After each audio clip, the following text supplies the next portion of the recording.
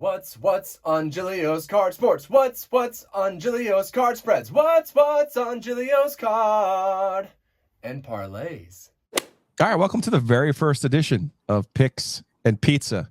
I'm Joe Giglio. I'm your host, joined today by Bennett Johnson. Yes, he works for the Heister Automotive Group. He works for John Heister. That's fair.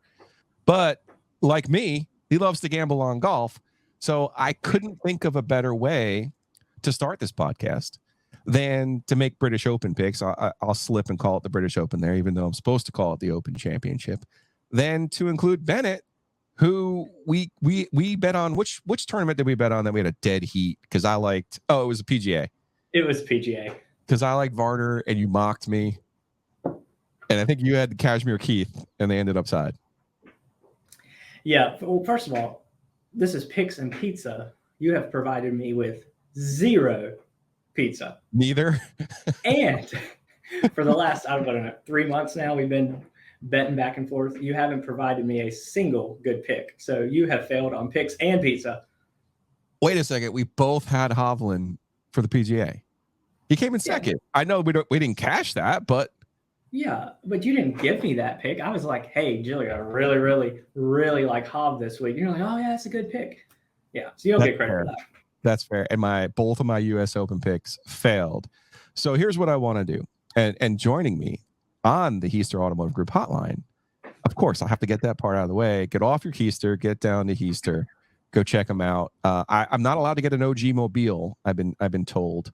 But that doesn't mean you can't go and get yourself a deal down with the Heister Automotive Group. So Ben, I appreciate you taking some time, but let's do this. We have the Open Championship. It starts Thursday early. Get up, get your coffee. Doesn't it really start Wednesday night here? Yeah. late night, early morning golf. Love it. Nothing better than placing a bet before you go to bed and waking up and cashing it, hopefully. So here's what I want to do. I want to pick, let's start with our first round leaders. Okay. I want to pick 3 first round leader bets that we like. I want to do 2 top 20 cashes. I want to do 2 top 10s and then the winner. And I have picked different golfers for all of those things. You don't necessarily have to do that. Me too. Okay, Me too. Perfect. So we're not duplicating our own picks. So let's start with, and if you're not familiar with golf betting is to me the hard. Best. It's difficult. It is difficult. There's no doubt about that. But to me, it is the best thing to bet on in sports because of the odds. The odds are the best. Now, the top 10s and top 20s, I'll explain a little bit as we go along if you're new to gambling. But the truth of the matter is you get the best payout in golf than you do in any other sport. So before we start, should we talk briefly about the Open? It's at Hoylake. Yeah, go ahead. Royal Liverpool. Jotted quick notes. And I literally just went online and started stealing all the pundit lines from Golf Channel, which just really means this is what they want you to look for, and that's what they're going to talk about the whole broadcast. A lot of times they just come up with these things. It's like, oh, big greens, and then you hear about it for 4 days on the broadcast. They're in the booth like, oh, we have really big greens here. I'm like, okay, well, are they really that big? So a couple of things about Hoylake, which number one, it's weird because it's called Royal Liverpool, but it's in Hoylake. So no one really – they named their courses oddly over there. It's not like here where Eagle Ridge is really easy. It's named Eagle Ridge because it's the Eagle Ridge community. This is in Hoylake, named after Royal Liverpool, 30 minutes down the road. It'd be like calling Eagle Ridge Fuquay Country Club. I mean, it's just like it makes no sense. Okay.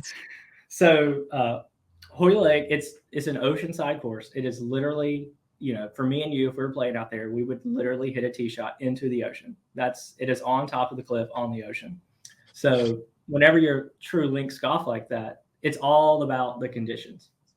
Now, the last 2 Open championships, I sound like your new intern, Cal. I brought all the stats here. Nice. The last 2 Open championships have had very little condition issues.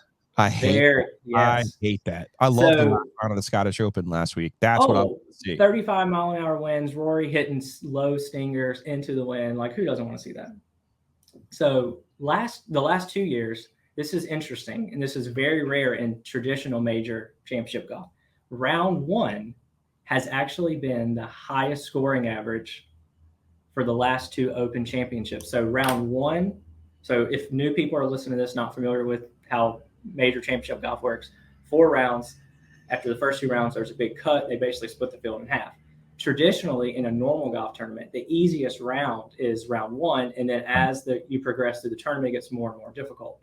Very oddly, the last 2 Open Championships have been exactly in reverse. The first round has been the hardest, and it's progressively gotten easier through the course of the tournament. All the way down to the last 2 Sundays, the scoring average has been less than 70. So you have guys out there shooting 63, 64 in a major. Very odd. So I'm looking for that, which is going to be interesting when we talk about the first round leader. Okay. I'm going to jump back to that as to why I've chose my 3 first round leaders, because you're going to have to get somebody that you would think normally go low, but you really want someone that has birdie opportunities, but good control of the golf ball, because round 1 may actually end up being the hardest round of the week again. Next, 7,300 yards, par 71. These are all pretty standard right now. Yep. Yeah. It's not, and I was kind of hoping that they would find a way to lengthen it, because I mean, you're getting 60, 70 yards of roll off the tee. Right. So I mean, you've got some, like, we'll talk about Kevin Kisner, short player. He can go over to Europe, and suddenly his 280-yard carry, he's rolling out 60 yards. He's a long ball hitter now. It's different for him. Yeah. So totally different for him, different setup, and for someone like that, this is where it gets tricky on links golf, is because Kevin Kisner is a shorter player on tour, he has to rely on iron play, approach play to be able to compete. So then you're putting someone who focuses on iron short play, you suddenly give them an extra 60 yards off the tee. They become a really, really competitive golfer. When, if you're at the US Open and you're playing a 7,800-yard course where you're not getting roll out, Kevin Kisner has no chance. I mean, it's Rory, it's Matt Fitzpatrick, it's Scotty. Those are the only people. So that makes it a lot trickier betting on the links golf.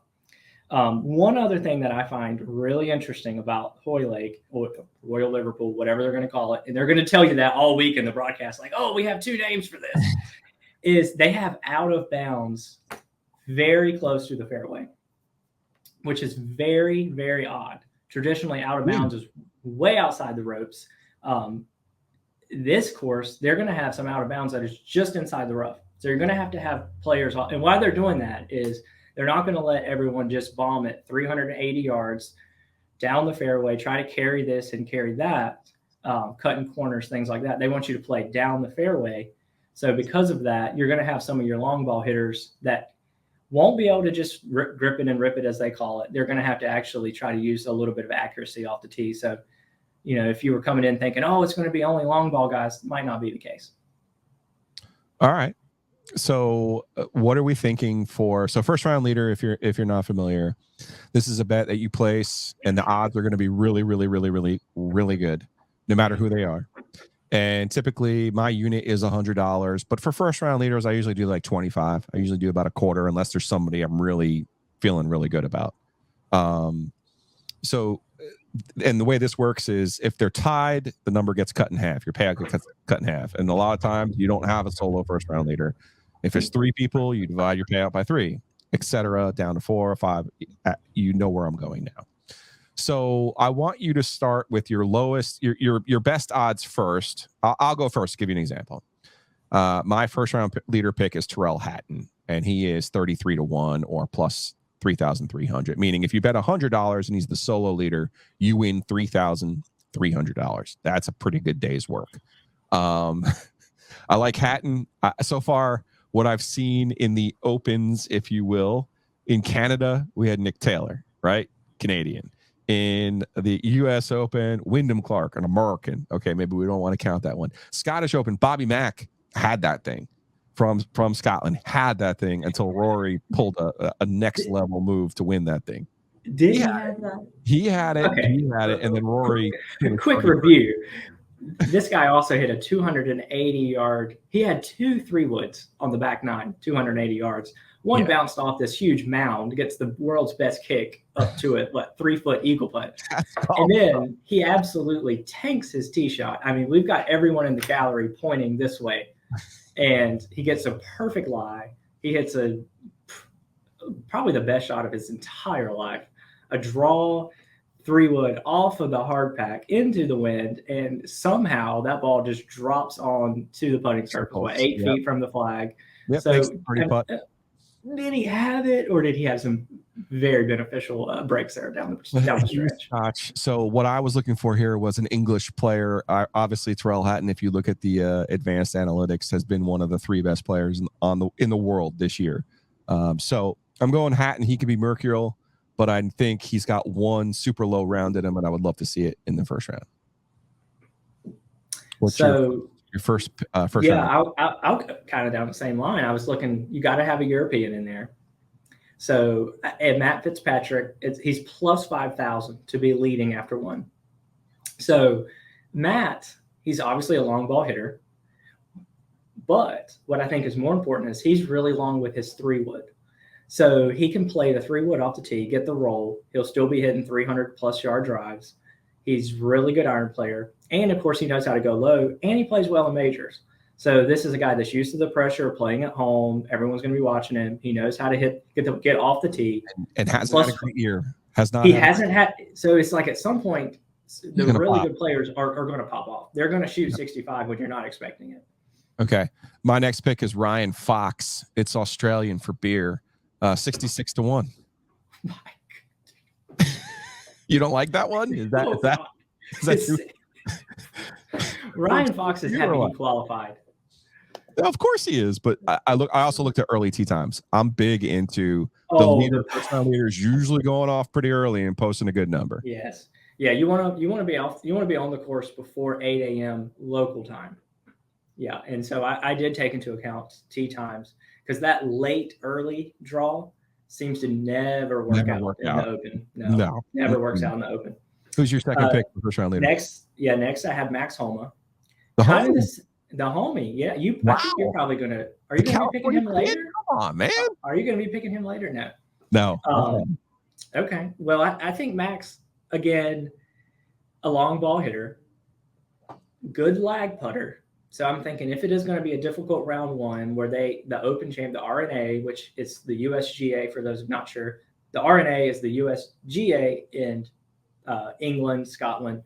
So I don't think they want the same talking points they've had the last 2 years where, it's too easy. So they're going to ratchet it up. So if they do, Thursday could be a difficult day. So you're going to want a long ball hitter, someone that can control the ball on the greens is really important. I think that's Max Homa.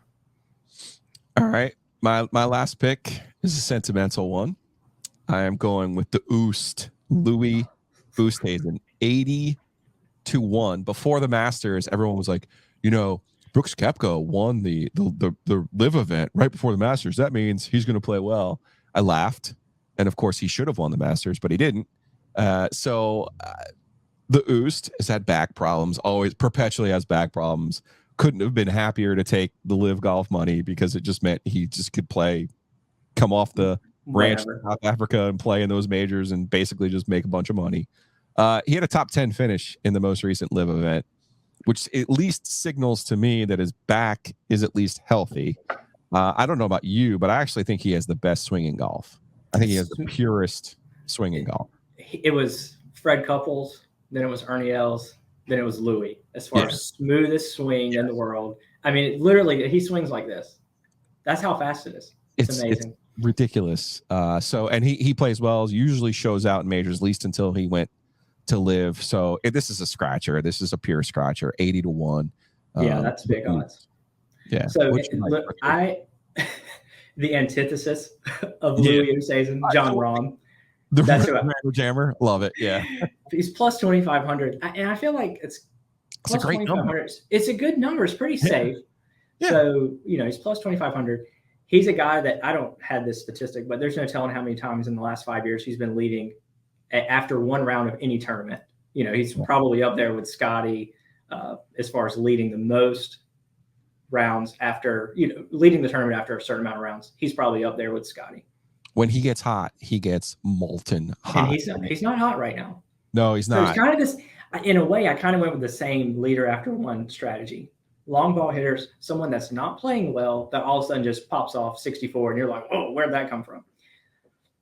All right, well, let's pay some bills. I'm going to do that real quick.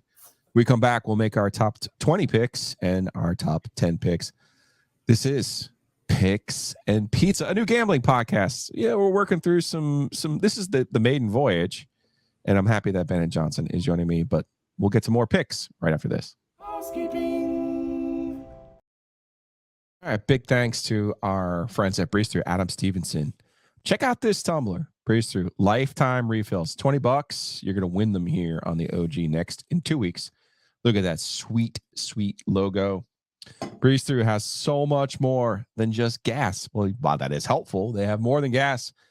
17 locations throughout North Carolina. You're never too far away from your Breeze Through for your next commute, road trip, tailgate, adventure. Pool Road over by Walnut Creek, of course, the one on Edwards Mill right across from the arena. Cary, Apex, Smithfield, Garner, Pittsboro, Hillsboro, Blowing Rock, Lenore. You name it, Breeze Through is there. They've got you covered no matter where your summer plans take you. All right, it's summer.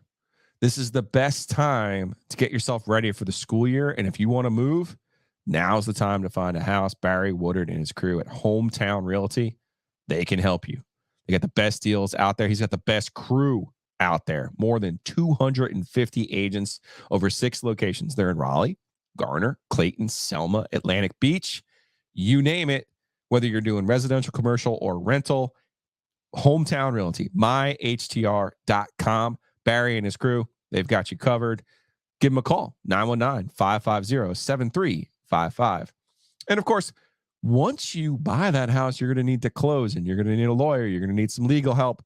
Josh Whitaker, Joe Hamer. Whitaker and Hamer, they got more than 20 years experience. They can help you close on that house. Or maybe you're starting a business. Maybe you're selling a business.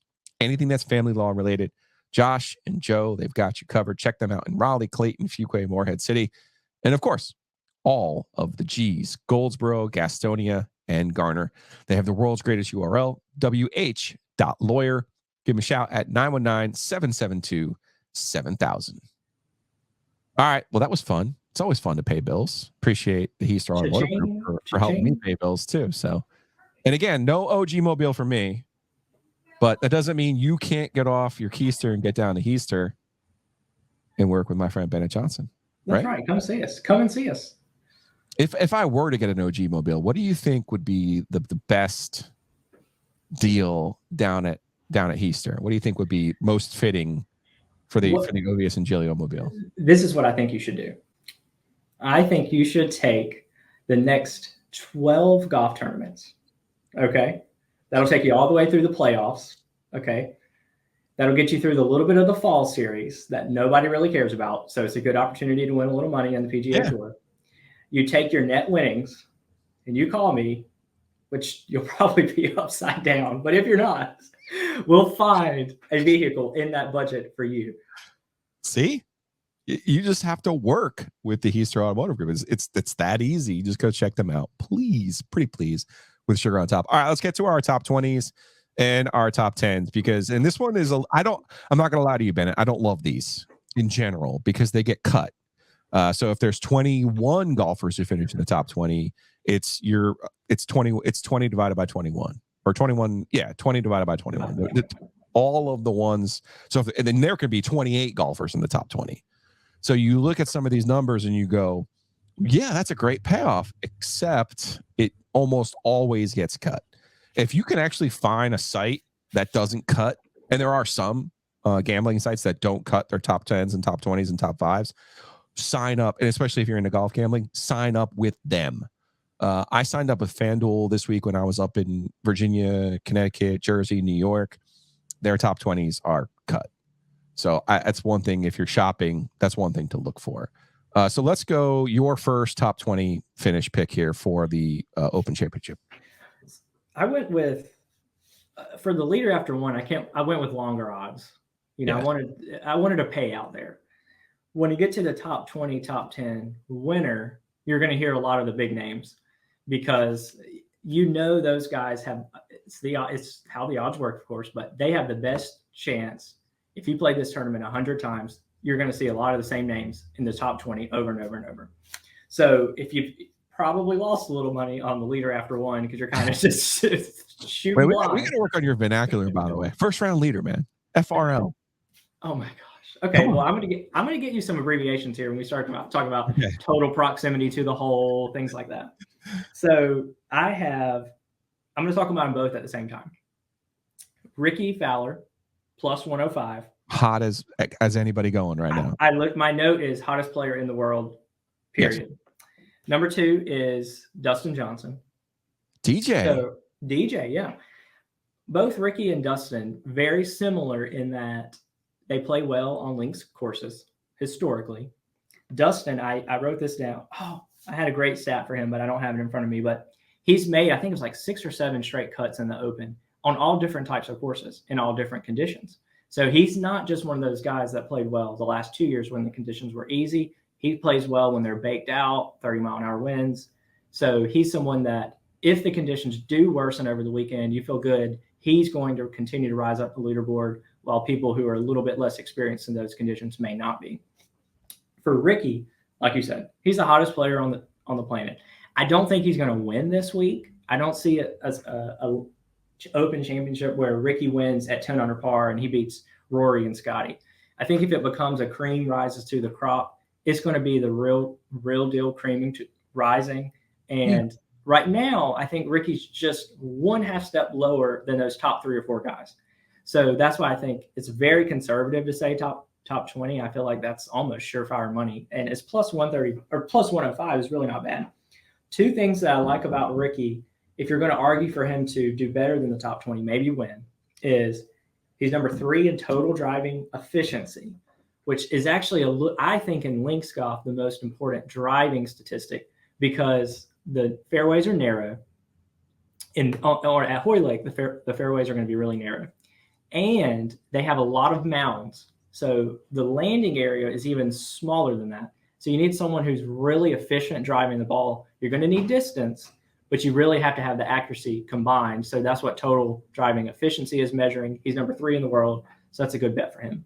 And then next, if you can get the ball in the fairway, Ricky's really, really good iron player. He's number 3 strokes gained approach this year. So to me, strokes gained approach travels. It travels across the country or across the sea.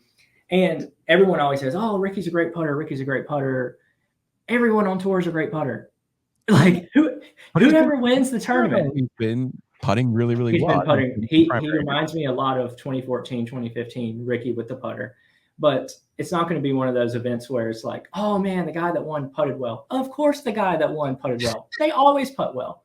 So I think top 20, pretty conservative. Ricky plus 105, Dustin plus 135. Okay, I kind of went the other way with my top 20s. You're never going to get an OG Mobile. You're about to quit this podcast right now on the spot. My first pick for top 20 is the left-hander, Phil Mickelson, 7-1. For those not watching on YouTube, Bennett is trying not to rage quit on me right now. I am speechless. Speechless. Listen, there's no trees in sight. He's got the short game. You talk about rollout. You talk about old man golf. In my opinion, there's always one old person who plays well every major tournament. 53 years old, lefty qualifies as an old person. He played really well at the Masters, obviously. He finished second, I think, officially. And then the PGA, the US Open were on super difficult courses that required accuracy off the tee. He's never been accurate off the tee. Does not need to be accurate off the tee this week. So I think did you miss the part of narrow fairways, out of bounds, inside the ropes? I got the left-hander 7-1. That might be that. I feel like you and I are gonna have a bet on that. I could sense that coming. And then my other one is Denny McCarthy. I think the harder the course is, the better he plays. You mentioned he would fall under the Kevin Kisner category. Not a long player. Great iron player. Has a mental block right now in trying to win on the PGA Tour. I really thought John Deere was his time. He did not play well in that final round. Sepp Straka played out of his gourd, though, which happens. And people need to realize that. Like, something like that can happen. Usually not in a major, though. So Denny Mac is actually plus 350 top 20. The way that he's been playing, the way that he's been balling.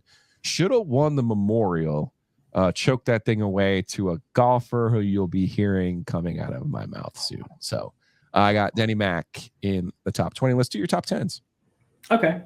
Oh, you're going to be so disappointed with these because we have entered. You're going chalky No, yeah, we are entering the world of negative odds. Do you want to explain that?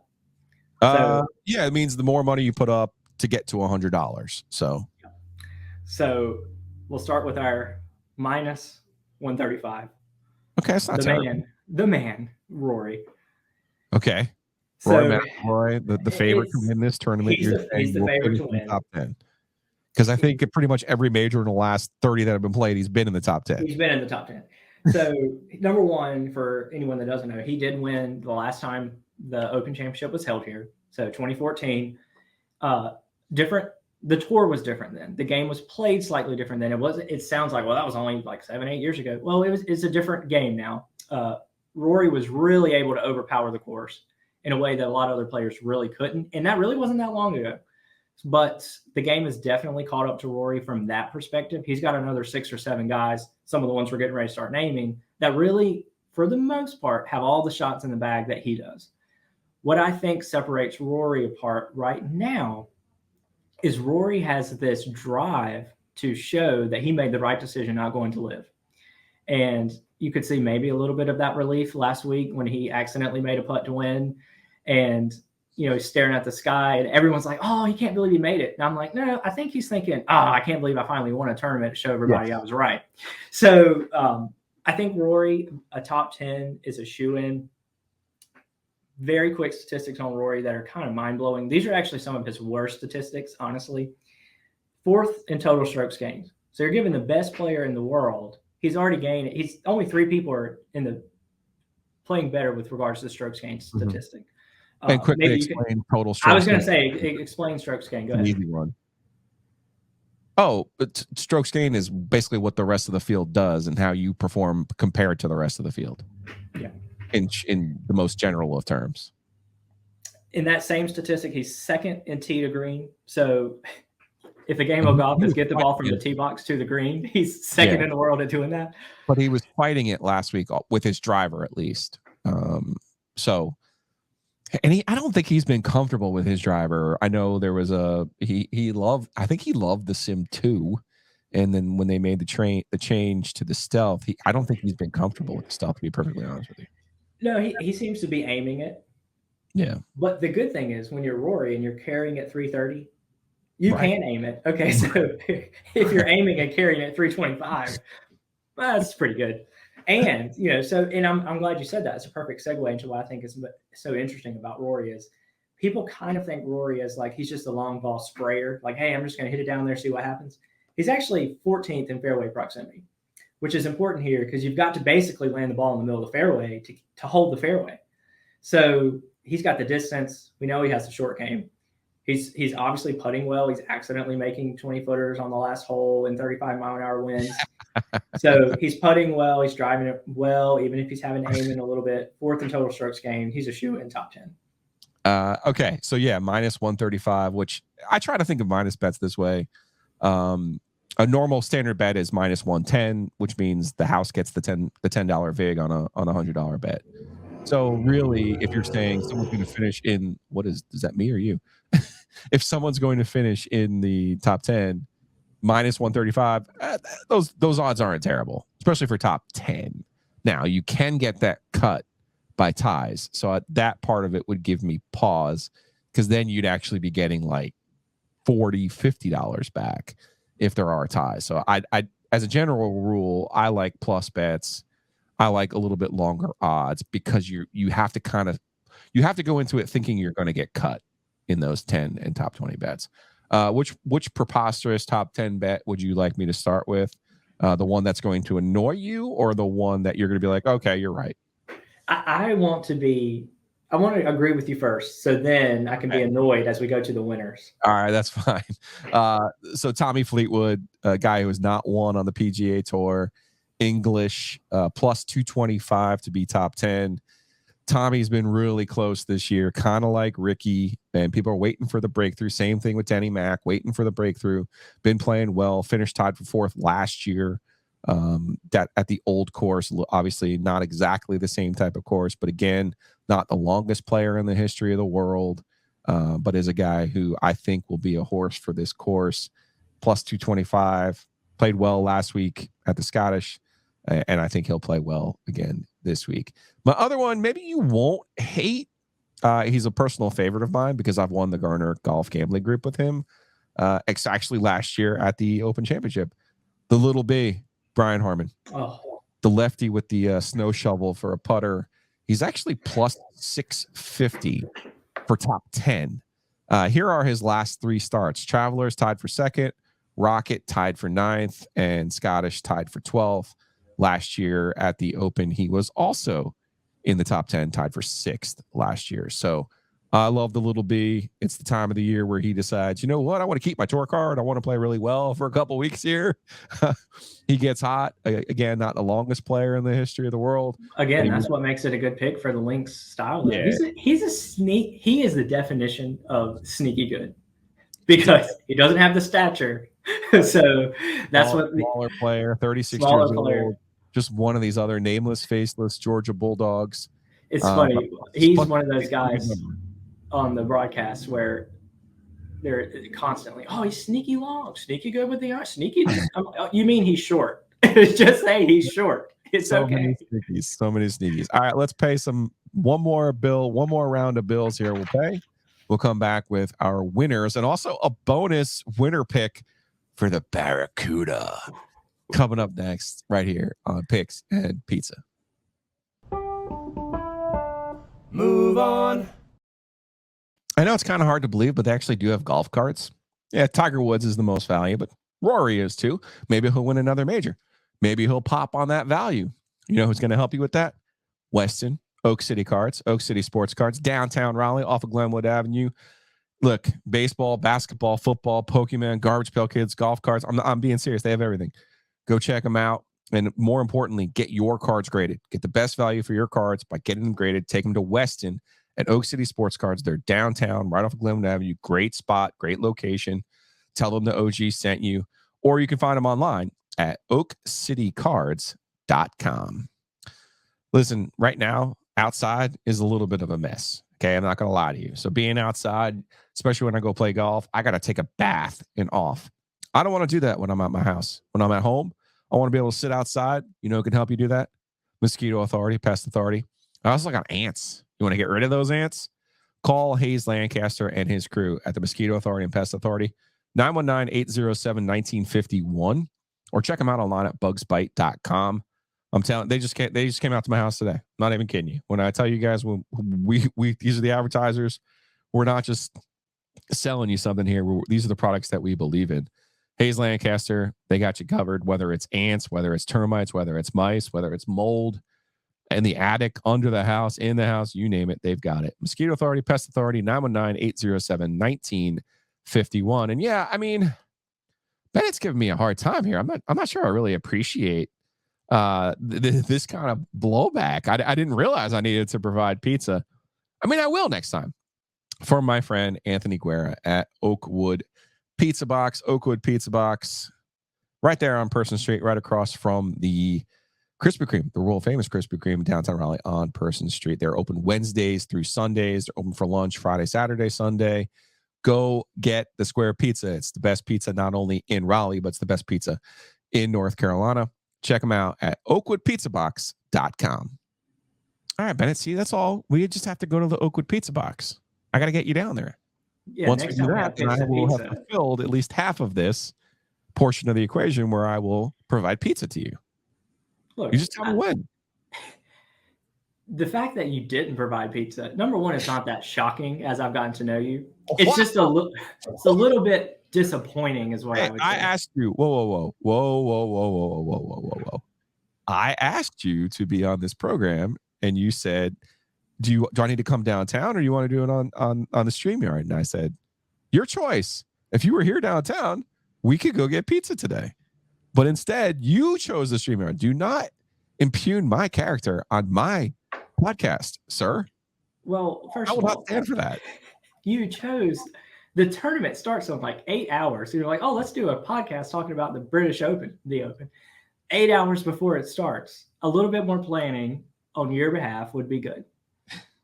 You sound like every person I've ever worked for, which is fitting. All right, let's get to our winners for the Open Championship. I'll go first this time. Everybody knows I have the Hove, the young Hove, Victor Hovland. He cannot win in the United States until this year when Denny Mac choked and he was able to win at the Memorial. But when you get him overseas, he's a different player. Doesn't have a great short game. That is his. He's improved on it this year, obviously, because he's been balling out. But he's been knocking on the door. He feels like this year's Will Zalatoris, and maybe I should not compare him to Zally because Zally did not win a major last year. But when you look at the way that he's performed in the Masters and then the PGA, right there both times, I feel like this is a course that fits his game, and in part because he doesn't have to be great chipping the ball.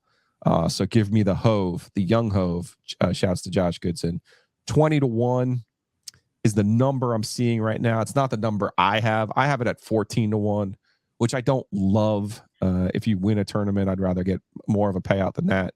But I do think he is going to cash his first major ticket at the Open Championship. Bennett Johnson, Easter Automotive Group. Who you got? Well, I almost picked my guy, Victor Hovland. I'm in a pick'em league. That's me and you text about it all the time. But yes, I have rode Victor Hovland this year. I mean, rode that little fellow. So he's carried me to multiple pick'em wins this year. So I almost picked him to win.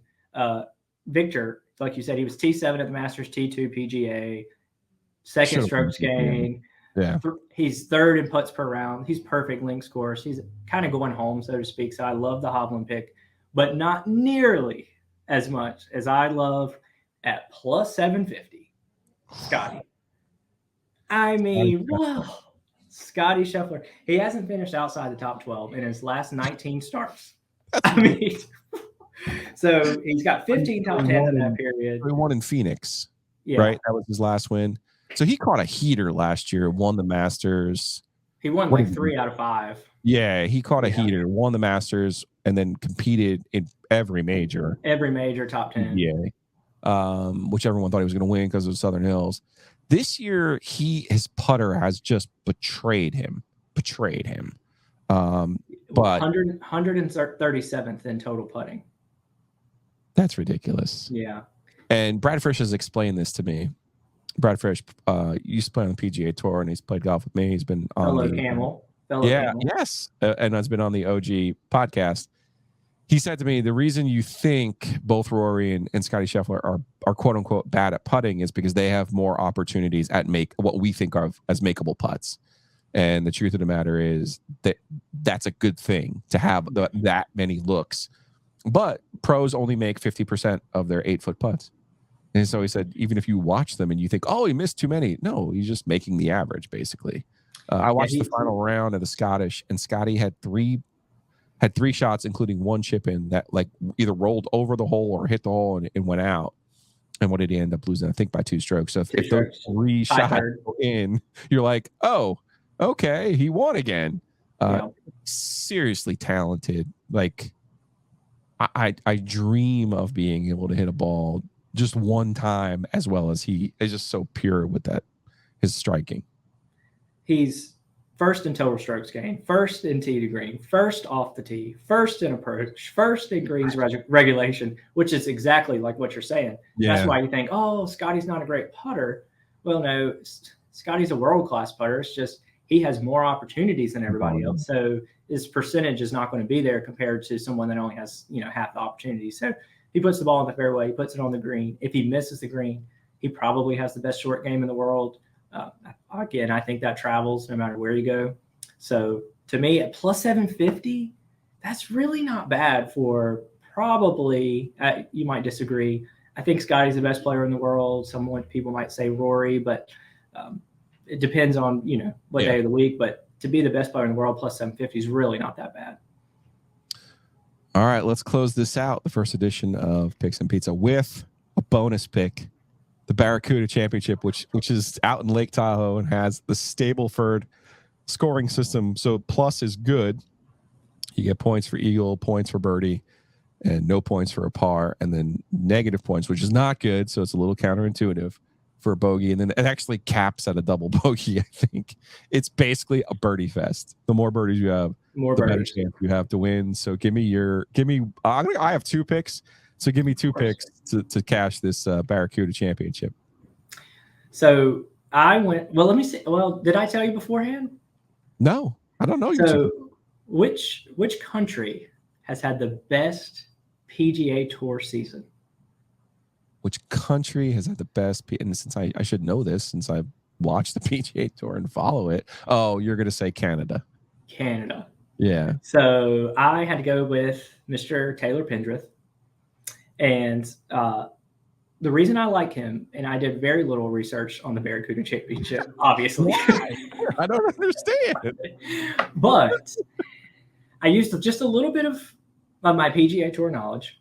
And, of course, the best players on tour are playing in the Open Championship. So this is kind of the B team, if you will. Well, your boy Kashmir Keith is in the field this week, too, don't you? Yes, so he'll be rocking that visor. I'm not going to lie to you. It's I read that it's the best field they've ever had, actually. Yeah.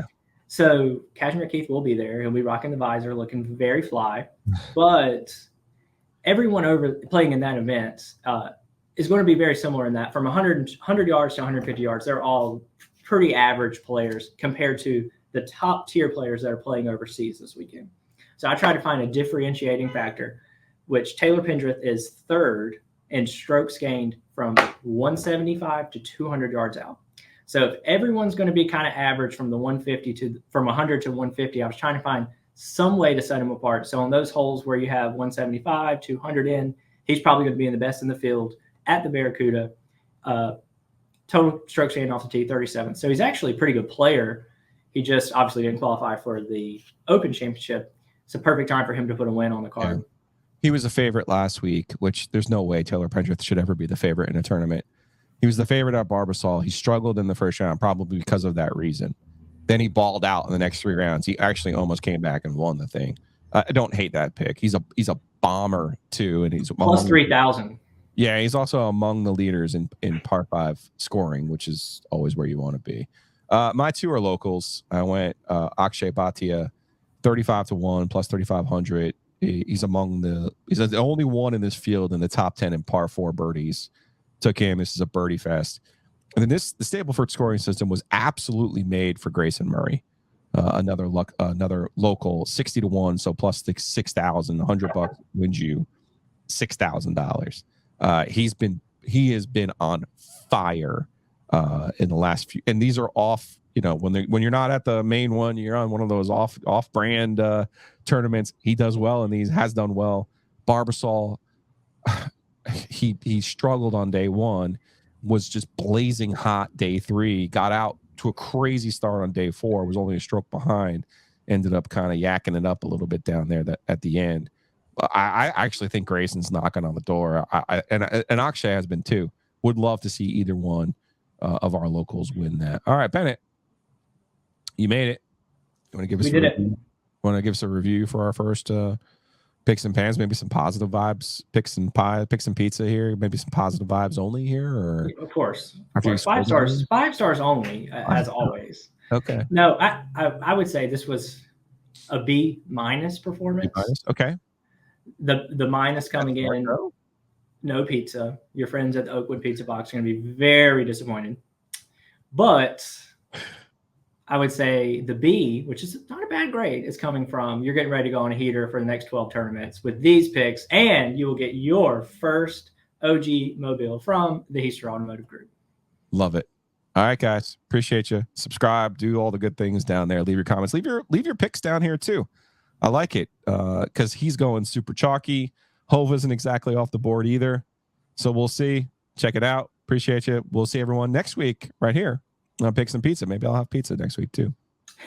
It's what's on Giglio's card and parlays.